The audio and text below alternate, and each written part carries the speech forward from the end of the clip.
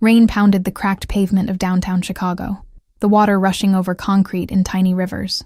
Alessandra clutched her daughter's hand tighter, her worn sneakers squelching through puddles as they hurried toward the bus stop. Her shift at the diner had run late again, and 5-year-old Maya was practically sleepwalking beside her. The screeching of tires against wet asphalt pierced the night air, followed by a sickening thud and the sound of metal crumpling.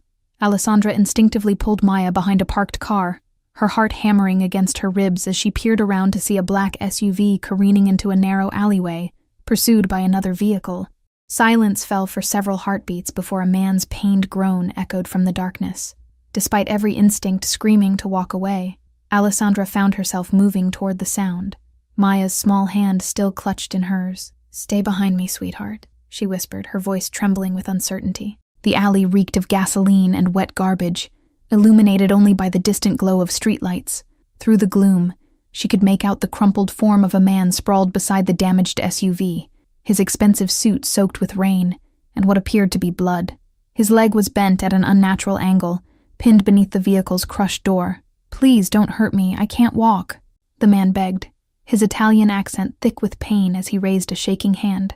His face was partially obscured by shadows, but Alessandra could see the fear in his dark eyes as he tried unsuccessfully to free his trapped limb. Maya tugged at her mother's sleeve, her brown eyes wide with concern. "Mommy, the bad man is hurt," she whispered, pointing to the injured stranger. "You always say we should help people who are hurt, even if they're scary."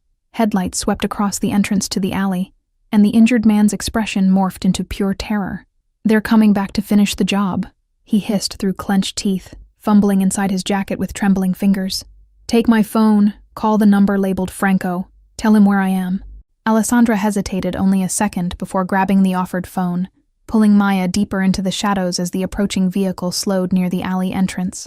Her fingers trembled as she found the contact, pressing it to her ear while cradling her daughter protectively against her chest. The call connected on the second ring, a gruff voice answering in rapid Italian.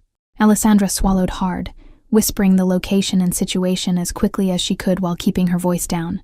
The man on the other end went silent for a beat before promising help would arrive in minutes. The approaching car lingered at the alley entrance, its headlights cutting through the darkness like searchlights. Alessandra could make out silhouettes of men inside, seemingly debating whether to enter the narrow passage. Her pulse roared in her ears as she pressed herself and Maya against the cold brick wall, praying they wouldn't be seen. A police siren wailed in the distance, causing the car to suddenly accelerate away from the scene. Alessandra released the breath she'd been holding, her legs nearly buckling with relief as she emerged from their hiding place. The injured man was watching her with an expression she couldn't quite read, gratitude mixed with something darker, more calculating. "You should have run," he murmured, grimacing as he shifted his weight. "Getting involved with someone like me is dangerous, especially with your daughter." His gaze softened slightly as it landed on Maya, who was peering at him with undisguised curiosity from behind her mother's legs. A black car with tinted windows screeched to a halt at the alley's entrance, and 3 men in suits emerged, moving with practiced efficiency. They approached their injured boss with respectful deference, carefully freeing his trapped leg before helping him into the waiting vehicle. The smallest hint of vulnerability vanished from his face, replaced by a mask of cool authority. "Franco, ensure the woman and her daughter get home safely," the man commanded, his eyes never leaving Alessandra's face. "And bring them to the estate tomorrow. I'd like to properly thank the Good Samaritan who saved Victor Costello's life tonight." His words carried the weight of someone unaccustomed to having his orders questioned. As one of the men approached to escort them to a separate car, Alessandra felt a chill that had nothing to do with the rain. The name Victor Costello echoed in her mind. She'd seen it in newspaper headlines, heard it whispered by nervous customers at the diner. She'd just saved the life of Chicago's most notorious mafia boss, and somehow she knew her quiet life would never be the same again. The following morning dawned with gray skies and the insistent ringing of Alessandra's phone. Franco's voice was polite but firm as he explained that men had been seen watching her apartment building. "Mr. Costello insists you and your daughter come to his estate immediately for your own protection," he stated, leaving no room for argument. Alessandra's hands shook as she packed a small bag for herself and Maya, her mind racing through limited options. Their apartment was a sanctuary they had built after escaping Maya's abusive father 3 years ago. Leaving it felt like surrendering something precious, something safe. Maya clutched her favorite stuffed rabbit to her chest, as they were escorted to a sleek black car with windows tinted so dark they might as well have been painted. Her wide brown eyes darted nervously between her mother's tense face and the stoic driver who barely acknowledged their existence. The Costello estate sprawled across several acres outside the city, surrounded by an imposing stone wall and security cameras that tracked their car's approach. Wrought iron gates swung open automatically, revealing manicured gardens and a mansion that looked more like a fortress than a home. Victor Costello sat in a wheelchair on the mansion's wide veranda, his injured leg extended before him in a temporary cast. His piercing gaze followed their approach, calculating and intense despite the pallor of pain on his face. "The unlikely heroes arrive," he commented dryly as Franco escorted them up the steps. "I don't want your thanks or your protection," Alessandra stated firmly, gripping Maya's hand tighter. "We helped because it was the right thing to do, not to get involved in whatever dangerous business you're mixed up in." Her voice remained steady despite the fear churning in her stomach. A ghost of a smile touched Victor's lips as he leaned forward in his wheelchair. "Your apartment was visited by Donato's men last night, the same men who tried to kill me," he explained with clinical detachment. "You're already involved, Ms. Alessandra Reyes, whether you want to be or not." Maya slipped her hand free from her mother's grasp, approaching Victor with the fearless curiosity only a child could muster. "Does your leg hurt really bad?" she asked, pointing to his cast. "When I fell at the playground, my arm hurt for days and days until Mommy kissed it better." Something shifted in Victor's expression, a softening around the edges that transformed his face entirely for just a moment. "It does hurt," he admitted quietly, as if sharing a secret only with the little girl. "But I'm afraid your mother's kisses probably wouldn't help me much." A woman appeared silently in the doorway, introducing herself as Mrs. Davenport, the housekeeper. "I have prepared rooms for you both in the East Wing," she explained, her British accent crisp and efficient. "The grounds are completely secure, but I must insist you don't wander beyond them without an escort." As they followed Mrs. Davenport through marble hallways adorned with priceless artwork, Alessandra couldn't shake the feeling of being trapped in a gilded cage. Every window they passed revealed armed men patrolling the grounds. Every doorway seemed to hide watchful eyes monitoring their movements. Their rooms were adjoining suites of understated luxury, rich fabrics and soothing colors, furniture that probably cost more than Alessandra's yearly salary at the diner. Maya immediately ran to the window seat overlooking a garden filled with late-blooming roses and a small ornamental pond. "How long do we have to stay here?" Alessandra asked Mrs. Davenport quietly, careful that Maya couldn't overhear. The older woman's expression remained professionally neutral, but something like sympathy flickered briefly in her eyes before she turned toward the door. "Mr. Costello rarely allows outsiders into his home," she replied, her hand resting on the doorknob. "The fact that you're here at all rather than in a safe house suggests he sees something special in you, though whether that's a blessing or a curse remains to be seen." With those cryptic words, she slipped from the room, leaving Alessandra alone with her thoughts. Later that evening, as Maya slept peacefully in the adjoining room, Alessandra stood before the window watching raindrops trace patterns on the glass. She startled at the soft knock on the door, turning to find Victor himself in the doorway, maneuvering his wheelchair with practiced ease. "I couldn't sleep," he admitted, dark circles beneath his eyes testifying to the truth of his words. Pain medication never works quite as well as they promise. There was something almost vulnerable about him in that moment, the fearsome mafia boss replaced by a man fighting against physical weakness. Alessandra hesitated before inviting Victor inside, her instincts warring with unexpected compassion. She wheeled him toward the sitting area, noticing how he winced with each small bump despite his attempts to mask the pain. His presence filled the room with an intensity that made the spacious suite feel suddenly smaller. "Why were those men trying to kill you?" she asked directly, settling into the chair across from him. "I need to know what danger I've placed Maya in by helping you." Her eyes never left his face, searching for any hint of deception in his carefully controlled expression. Victor's fingers tapped against the armrest of his wheelchair, his jaw tightening momentarily. "The Donato family and I have a complicated history," he began, his voice dropping to a near whisper. 6 months ago, they orchestrated an attack that killed my younger brother and left me unable to walk. The revelation hung in the air between them, heavy with unspoken grief. The doctors said I might regain some mobility with intensive therapy, but the damage to my spine was severe, he continued, a flash of raw vulnerability crossing his features. The attack was meant to weaken our family's position, make us appear vulnerable to our rivals. Alessandra felt an unwelcome pang of sympathy as she recognized the mask he wore. She had crafted a similar one after fleeing Maya's father. "I understand putting on a brave face," she admitted softly. "After I escaped Jason's abuse, I couldn't let anyone see how terrified I was that he'd find us again."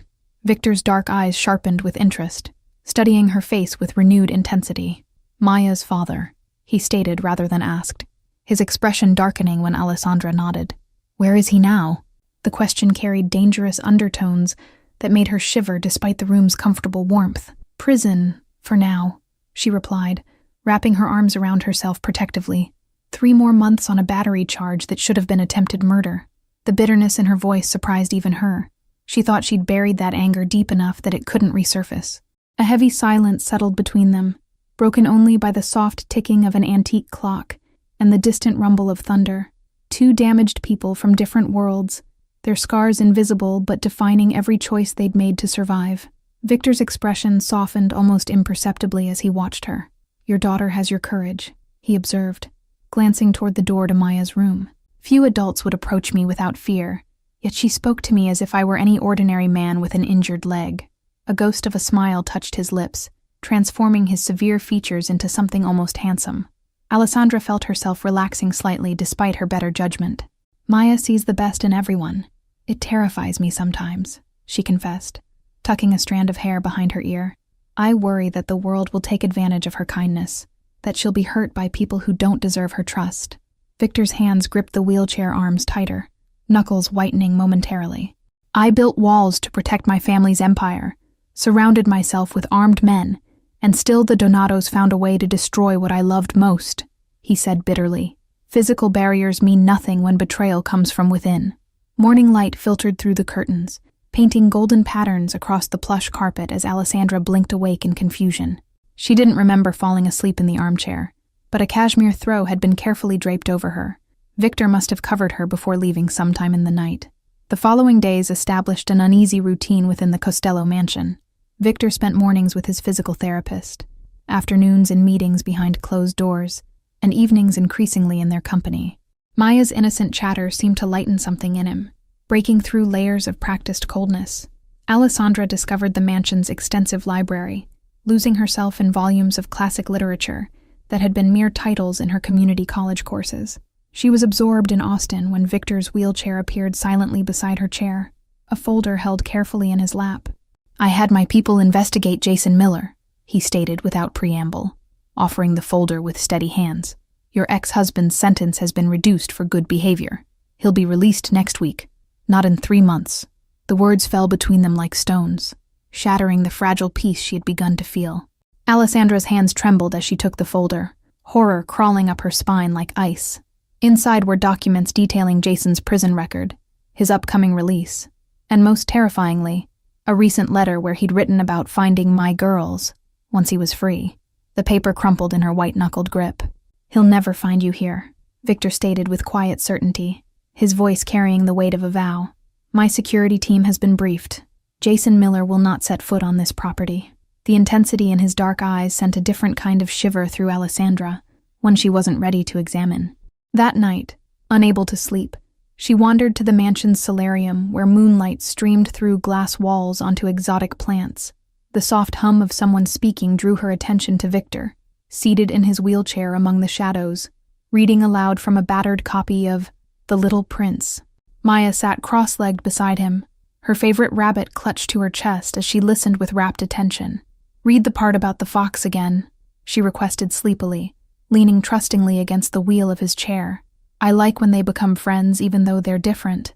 Victor's voice softened as he turned back pages, the harsh lines of his face gentled by moonlight and the presence of a child who saw only the man, not the fearsome reputation.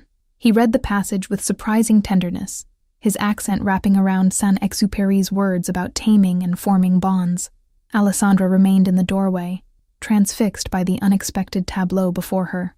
The notorious mafia boss crippled by his enemies now reading bedtime stories to her daughter.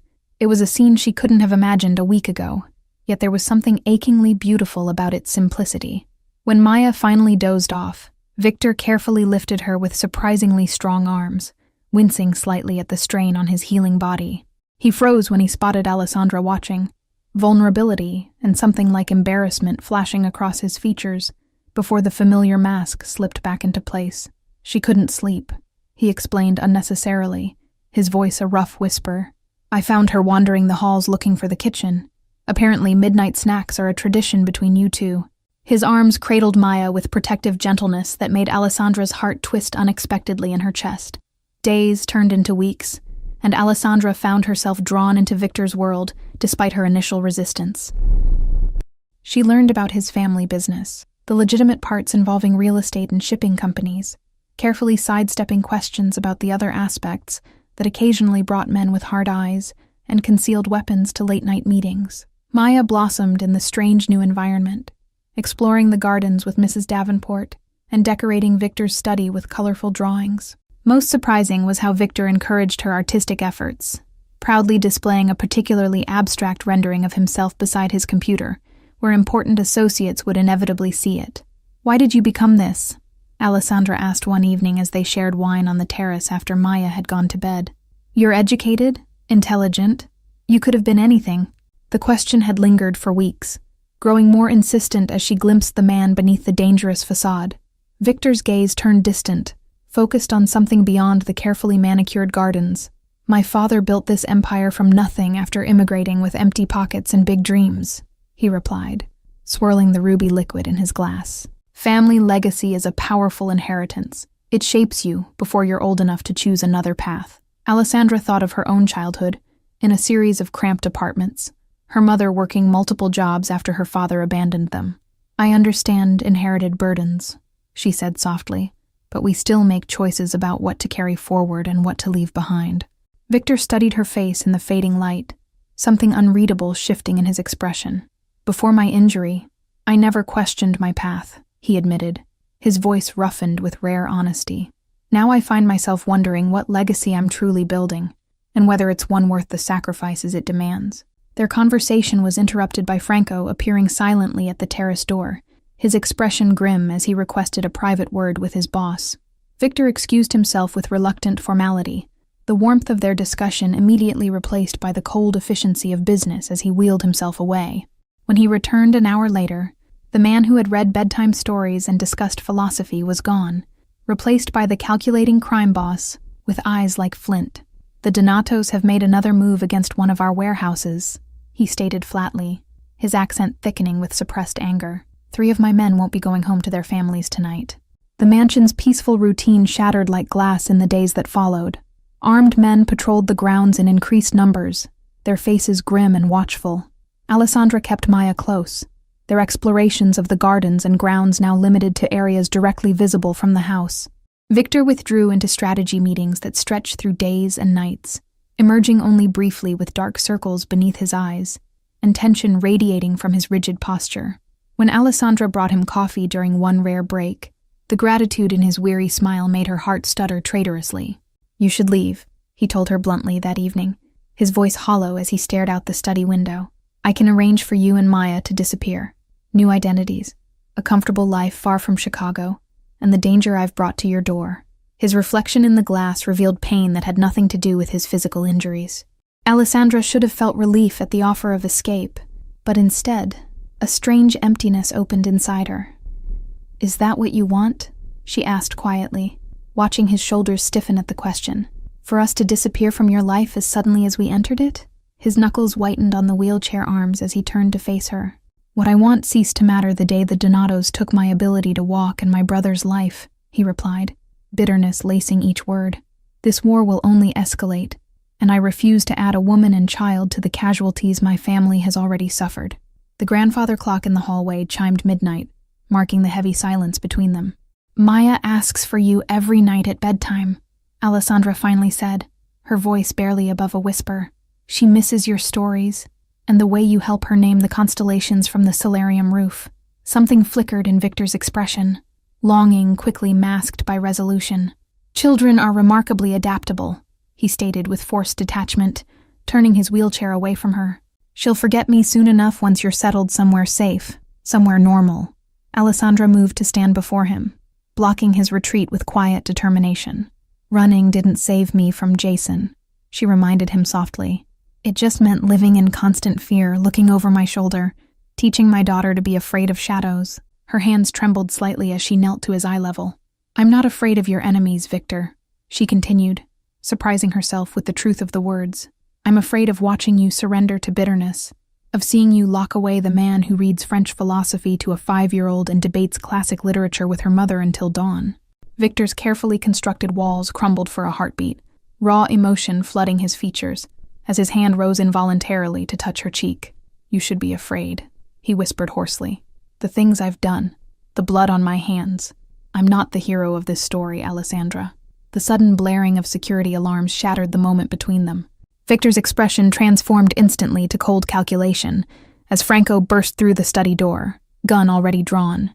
Perimeter breach on the east side, he reported tersely. At least 6 men, heavily armed. Donato's signature approach.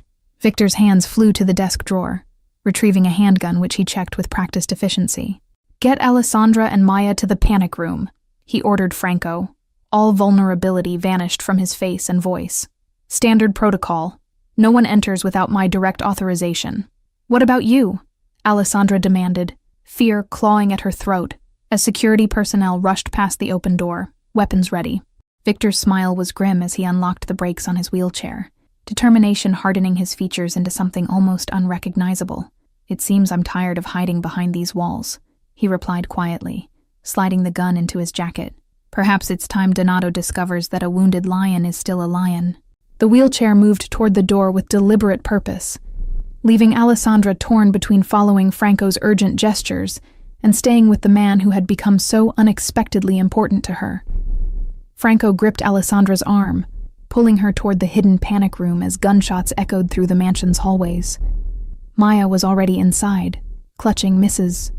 Davenport's hand with wide, frightened eyes that immediately sought her mother's face. The heavy steel door slid shut behind them with a pneumatic hiss, sealing them away from the chaos.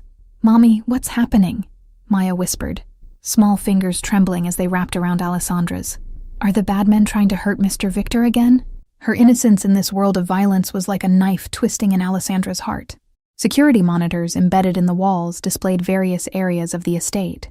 Men in tactical gear exchanging gunfire with Victor's security forces, smoke billowing from the east wing, and most disturbingly, Victor himself, wheeling purposefully through the library toward what appeared to be the main confrontation. His expression was coldly determined, all traces of the gentle man they'd come to know erased by necessary savagery. Hours passed in tense silence, broken only by Maya's eventual exhausted slumber and the occasional update from Franco's earpiece. "Donato himself is here," he muttered grimly, checking his weapon for the 3rd time. "This isn't just a hit. They've come to negotiate from a position of strength." Alessandra paced the confined space, her thoughts racing with memories of Victor's rare smiles, his patience with Maya, the way his voice softened when he spoke of his dreams before the injury. The man on the monitors, calmly directing his men through bloodshed, seemed a stranger wearing his face. When the all-clear finally came, dawn was breaking over the estate, pale light illuminating the aftermath of violence. Franco escorted them through corridors bearing evidence of gunfire and struggle, past grim-faced men removing dark shapes in body bags. Alessandra kept Maya's face pressed against her shoulder, shielding her from sights no child should witness. They found Victor in his study, his wheelchair positioned behind the massive oak desk that suddenly seemed more throne than furniture. A distinguished older man sat across from him, his tailored suit immaculate despite the night's events, his silver hair perfectly styled. The family resemblance to the men who'd attacked Victor in the alley was unmistakable. This was Donato himself. "Ah, the woman and child," Donato remarked with cold interest, his accent thicker than Victor's but his English flawless. "So the rumors are true. The mighty Costello has acquired himself a little makeshift family." His tone made the observation an insult, though his smile remained perfectly polite. Victor's expression betrayed nothing, but his knuckles whitened on the armrests of his chair. "They are under my protection, and not part of our discussion, Salvatore," he stated flatly, using the man's first name with deliberate disrespect. "State your terms so we can end this charade of diplomacy." Donato's smile never wavered as he leaned forward, placing a small USB drive on the desk between them. "My terms are simple. Transfer control of the harbor operations to my family, and I guarantee the safety of your guests," he explained, his gaze sliding meaningfully to Alessandra and Maya. "Refuse, and I cannot promise they won't become collateral damage in our ongoing disagreement." The air in the room seemed to crystallize, tension crackling like electricity before a storm. Victor's eyes flicked briefly to Alessandra's face, something unreadable passing through his expression, before the mask of indifference settled back into place. "You have until midnight to consider my offer," Donato continued smoothly, rising to his feet with the confidence of a man who believes he's already won. After he departed with his remaining men, Victor's composure cracked like glass, his fist slamming against the desk with such force that Maya startled awake in Alessandra's arms. "He's found my weakness," Victor muttered, more to himself than to them. All these years of careful distance, of keeping everyone at arm's length, and now he knows exactly where to strike. Alessandra sent Maya with Mrs. Davenport for breakfast before approaching Victor, who sat motionless behind his desk, staring at the USB drive as if it might detonate. "The harbor operations, what would losing them mean?" she asked quietly, perching on the edge of the desk beside his wheelchair. "Financial setback, loss of strategic position, weakened standing among the other families," he replied mechanically, his voice devoid of emotion. "But he doesn't truly want the harbor. He wants to prove he can make me kneel, force me to surrender something valuable to save something I value more." His eyes lifted to her face with an intensity that made her breath catch. Night fell with no resolution, the mansion eerily quiet after the previous day's violence. Victor had withdrawn completely, locked in meetings with his advisors, while Alessandra tried to maintain normalcy for Maya's sake. As the midnight deadline approached, she tucked her exhausted daughter into bed, then made her way to Victor's study where light still burned beneath the door. Victor sat alone, the room shadowed except for a single desk lamp that cast harsh light across his features. The USB drive lay before him, alongside a glass of amber liquid that appeared untouched. He didn't look up when Alessandra entered, his focus entirely on the small photograph he held between his fingers. A younger version of himself, standing beside a smiling man who shared his eyes and jawline. "My brother Carlo," he explained without being asked, his voice rough with emotion he rarely displayed. "The day he graduated from law school, he was going to be the legitimate face of our family, the one who would eventually lead us away from the old ways." The photograph trembled slightly in his grasp. Alessandra moved to stand behind him, placing a gentle hand on his shoulder. "What are you going to do?" she asked softly, though part of her already knew the answer, had seen it forming in his eyes throughout the day. He would sacrifice his business interests to protect them. The ruthless crime boss would surrender to save a woman and child who had inexplicably become important to him. "I've made arrangements for you and Maya," he replied, carefully setting the photograph aside. "New identities, a house in Seattle, enough money that you'll never need to worry about finances again." His hand reached up to cover hers where it rested on his shoulder, his skin warm against her fingers. A sudden explosion shattered the night, the force of it rattling windows throughout the mansion. Victor's head snapped up, expression shifting instantly to alert calculation. "They're early," he murmured, reaching for the drawer where Alessandra knew he kept his gun. Franco should have... The study door burst open, Franco stumbling through with blood seeping from a wound in his shoulder. "Betrayal," he gasped, collapsing against the doorframe. Someone disabled the perimeter alarms. They're already inside. His eyes met Victor's with desperate urgency. "The panic room! Get there now!" Victor's wheelchair moved with surprising speed as he grabbed Alessandra's wrist, pulling her toward the hidden passage behind the bookshelf. "Maya!" she gasped, trying to turn toward the hallway that led to her daughter's room. The sound of gunfire and shouting grew louder, chaos erupting throughout the mansion. "Franco will get her," Victor assured her, his grip unyielding as he pressed the mechanism that revealed the secret corridor. "We have protocols for this. She'll meet us in the safe room." The certainty in his voice steadied her briefly, until another explosion rocked the building. Closer this time, plaster dust raining from the ceiling. Alessandra wrenched free of his grasp with sudden determination. "I'm getting my daughter," she stated, backing away from him with resolution hardening her features. "I won't hide while she's in danger." Before he could protest, she was running down the hallway, instinct overriding fear as she navigated toward Maya's room. The corridor was filled with smoke, making her eyes water and lungs burn as she pressed forward. Gunshots echoed from the main foyer, punctuated by shouts in Italian too rapid for her to translate. Crouching low, she reached Maya's door, relief flooding her when she found her daughter huddled beneath the bed, frightened but unharmed. "Mommy's here, baby," she whispered, pulling Maya into her arms. "We need to be very quiet and brave now, okay?" The little girl nodded against her shoulder, her small body trembling. Alessandra peered cautiously into the hallway, trying to remember the route to the panic room that Franco had shown them after the first attack. They had almost reached the hidden elevator that would take them to safety when heavy footsteps sounded behind them. Alessandra pushed Maya into a darkened alcove, placing herself between her daughter and the approaching danger. A tall figure emerged through the smoke, the resemblance to Donato unmistakable in his features, his son, whom Alessandra had glimpsed briefly during the earlier confrontation. "Well, what do we have here?" he drawled, gun held casually at his side as he spotted them. Costello's little pets trying to escape. His smile didn't reach his eyes as he raised the weapon, aiming it directly at Alessandra with cold precision. "Nothing personal, sweetheart. Just business." What happened next seemed to unfold in slow motion. Maya's terrified cry, the gun swinging toward the sound, and Alessandra's body moving on pure maternal instinct. She lunged forward with a ferocity she didn't know she possessed, catching the man off guard as she slammed into his midsection with all her strength. The gun discharged, the bullet embedding itself in the wall as they crashed to the floor together. Alessandra fought with desperate fury, clawing and striking at any vulnerable area she could reach. "Run, Maya!" she screamed, managing to slam her elbow into the man's throat as he struggled to regain control of the weapon. Victor appeared at the end of the hallway, propelling his wheelchair forward with powerful strokes of his arms. His face transformed with rage when he saw the struggle before him, his hand already raising his own weapon with deadly intent. The gunshot echoed deafeningly in the confined space, and Donato's son collapsed, a look of surprise frozen on his features.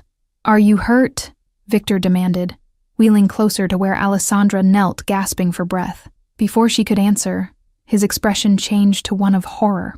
"Maya," he whispered, looking past her to where the little girl stood frozen in the alcove, a spreading crimson stain visible on her nightgown. The hospital waiting room was sterile and cold, fluorescent lights harsh against Alessandra's tear-stained face as she paced the small space. Victor sat motionless in his wheelchair, his customary mask of control shattered by the sight of Maya's small body on a gurney, doctors rushing her toward surgery.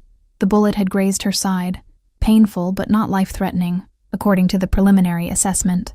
"This is my fault," Victor whispered, his voice raw with self-recrimination. "Everything I touch turns to ashes. My family's legacy, my brother's life, and now an innocent child." His hands gripped the wheelchair arms so tightly that his knuckles gleamed white under the hospital lights. Alessandra knelt before him, forcing him to meet her gaze. "Listen to me, Victor Costello," she said fiercely, tears streaming unchecked down her cheeks. "Maya is alive because of you, because you gave us shelter, because you protected us, because you reached us in time." Her hands covered his, warm and steady despite her fear. Hours passed in tense silence, broken only by occasional updates from medical staff. The surgery was successful, they assured. Maya would recover fully with time and care. When they were finally allowed to see her, the sight of her small form dwarfed by the hospital bed broke something in both of them. Victor remained in the doorway, hesitant to approach, as if fearing his presence might somehow cause more harm. Alessandra sat at Maya's bedside, gently stroking her daughter's hair as the child drifted in and out of sedated sleep. When Maya's eyes finally focused clearly, her first whispered question was unexpected. "Where's Mr. Victor? Is he okay?" At those words, something shifted in Victor's expression, resolve crystallizing in his eyes as he finally moved his wheelchair to the bedside. "I'm here, little one," he said softly, reaching out to take her tiny hand in his. "And I've made an important decision while you were sleeping." His gaze lifted to meet Alessandra's questioning look over Maya's head. "The Donato family's operations have been dismantled," he stated with quiet certainty. "My contacts in law enforcement received anonymous evidence of their criminal enterprises this morning, including proof of last night's attack." The implication hung in the air between them. Victor had sacrificed his own immunity to ensure their safety. Alessandra's breath caught in her throat as she understood the magnitude of what he had done. "Your family business," she began, but he shook his head, cutting off her words with a gentle smile that transformed his face into something younger, unburdened. "My legitimate holdings remain intact. The real estate developments, shipping companies, restaurants," he explained, his fingers still entwined with Maya's. "The other aspects of the Costello empire are being restructured." The careful choice of words acknowledged Maya's presence while conveying his meaning clearly to Alessandra. 3 months later, the mansion had transformed along with its owner.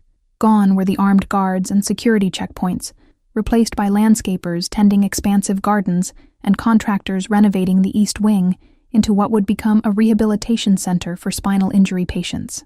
Victor's physical therapy had progressed remarkably. He now walked short distances with the aid of specialized braces and a cane. Alessandra found him in the solarium, surrounded by architectural plans and medical equipment catalogs. Sunlight streamed through the glass walls, highlighting the silver beginning to thread through his dark hair at the temples. "The Foundation Board approved the funding for the pediatric wing," she announced, sliding a folder onto the table beside him. "Construction can begin next month." Victor's smile was genuine, lacking the cold calculation that had once been his default expression. Carlo would have approved of this legacy, he mused, reaching for Alessandra's hand. He always said our family name should stand for something beyond fear and power. The gold band on his finger caught the light as his fingers intertwined with hers. Maya burst into the room with the boundless energy of a fully recovered 6-year-old, waving a brightly colored drawing. "Look what I made for my new room," she exclaimed, presenting her artwork with flourishing pride. The crayon illustration showed 3 stick figures standing before a house: a tall woman with a smile, a smaller girl with curly hair, and a man with a cane, all holding hands beneath a radiant sun. Victor lifted her onto his lap with practiced ease, his strength returning more each day along with his hope for a future he'd once thought impossible. "It's beautiful, little lioness," he murmured, using the nickname that had stuck after nurses commented on Maya's fierce determination during recovery. "Shall we hang it in the family gallery alongside the Renaissance paintings?" As evening fell, they stood together on the mansion's veranda, watching fireflies emerge like floating stars above the gardens.